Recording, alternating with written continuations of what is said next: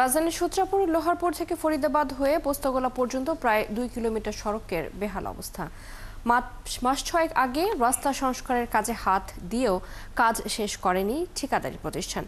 একদিকে ভাঙাচোরা রাস্তা, অন্যদিকে উন্মুক্ত ড্রেনেজ ব্যবস্থা, দুই মিলে প্রতিদিনই ঘটছে দুর্ঘটনা, আহত হচ্ছেন সাধারণ মানুষ। বিস্তারিত সুমন মাহমুদের প্রতিবেদনে। ভেঙে পড়েছে রিকশা, চালক নিজেই রাস্তা থেকে সরানোর চেষ্টা করছেন রিকশাটি, সাহায্যের জন্য কাউকে পাচ্ছেন না। দক্ষিণ সিটি কর্পোরেশনের 47 নম্বর ওয়ার্ডের সূত্রাপুর থেকে পোস্তাগোলা পর্যন্ত রাস্তায় দুর্ঘটনার এমন চিত্র হরহামেশাই দেখা যায়। খানাখন্দে ভরা ভাঙা রাস্তার কারণেই ঘটছে এমন দুর্ঘটনা। রাস্তার কাজ তো ভালো না, মানে উসকোস গাতে পড়ছে, গাতে পড়া যাবে না, আমার ফরক সিটে গেছে। আমাদের দেশে কি এক সাইড খোদে আবার আরেকটা কাম দেখায়, কদিন পরে আরেক সাইড খোদে। ব্যস্ততম সড়কটিতে প্রতিদিন লক্ষ মানুষের যাতায়াত।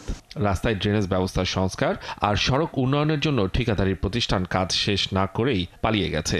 বর্ষার বৃষ্টিতে অসমাপ্ত উন্নয়ন কাজ বাড়িয়েছে জনদুর্ভোগ। কিছুদিন আগেও আমাদের এখানে লোড ভ্যান এই রাস্তা স্ল্যাবে পড়ে, কারণ স্ল্যাবগুলো কিন্তু এখনো লাগানো হয় নাই, পুরো রাস্তাটা খোলা, এবং একটা ভ্যান চালক পর্যন্ত মারা গেছে। রিক্সা মানে অ্যাক্সিডেন্ট হইতেছে, এই গাড়ার মধ্যে গাড়ি পুরো মানুষ উল্টে পুড়ে যেতেছে। এটা এইভাবেই ফালে থুয়ে দিছে, কিছু কাজ করে কিছু থুয়ে দেয়, এই অবস্থা।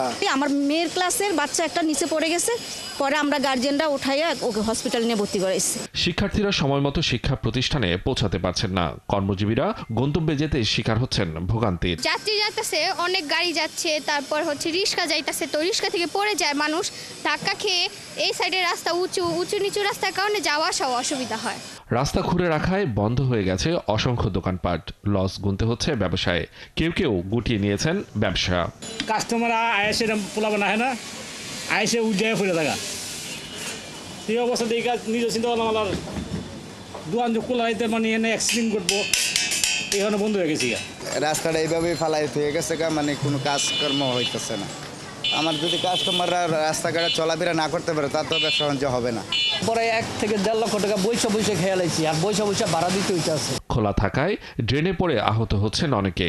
এমন বেহাল দশা থেকে পরিত্রাণ চেয়েছেন এলাকাবাসী। যত দ্রুত সম্ভব যে এই রাস্তাটা যেন সমাধান হয়, আমাদের এই এলাকাবাসীর জন্য এটা একটা অভিশাপ হিসাবে আছে। সিটি কর্পোরেশনে ধর্ণা দিয়েও সমাধান পাননি স্থানীয়রা। সমস্যা সমাধানে সরকারের উচ্চমহলের হস্তক্ষেপ কামনা করলেন এলাকার বাসিন্দারা। সুমন মাহমুদ, ৭১, ঢাকা।